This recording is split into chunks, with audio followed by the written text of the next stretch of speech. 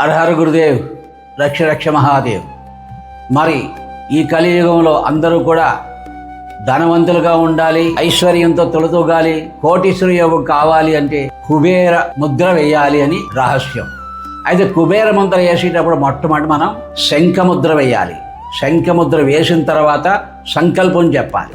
సంకల్పం చెప్పిన తర్వాత అప్పుడు కుబేర ముద్ర వేయాలి. ఈ బొటన వేలు ఇలా పట్టుకోండి, ఈ బొటన వేలు ఇలా వెత్తండి, మొత్తం హస్తాన్ని ఇలా కలపండి. ఇది శంఖముద్ర. మీ హృదయం దగ్గర ఉంచుకోండి. ఓంకారాన్ని చేయండి. ఎట్లాగా? సహస్రారంలో ఓం అని చెప్పండి, తర్వాత ఆం అని చెప్పండి, తర్వాత భ్రూమధ్యంలో ఓం అని చెప్పండి, తర్వాత ఆం అని చెప్పండి. ఎలాగంటే ఊపిరి లోపలికంటూ తీసుకోండి బాగాను. ఓం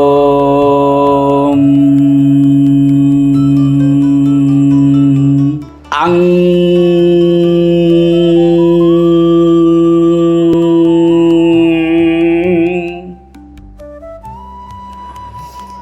ఇప్పుడు మళ్ళీ దీర్ఘంగా శ్వాస తీసుకోండి. భ్రూమధ్యలో మనసు పెట్టండి. ఓంకారం చేయండి. ఓం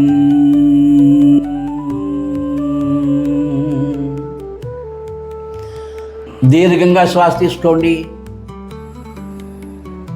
ఆం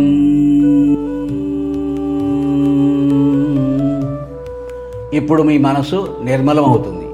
అప్పుడు మీకు ఇంకా కోటీశ్వర యోగం, ఉద్యోగ యోగం, వ్యాపార యోగం, ధనలక్ష్మి యోగం, కుబేర యోగం కావాలనుకుంటే అప్పుడు సంకల్పం చెప్పండి. ఆ తర్వాత కుబేర ముద్ర వేయచ్చు. తర్వాత చెప్పుకుందాం. హర హర గురుదేవ్.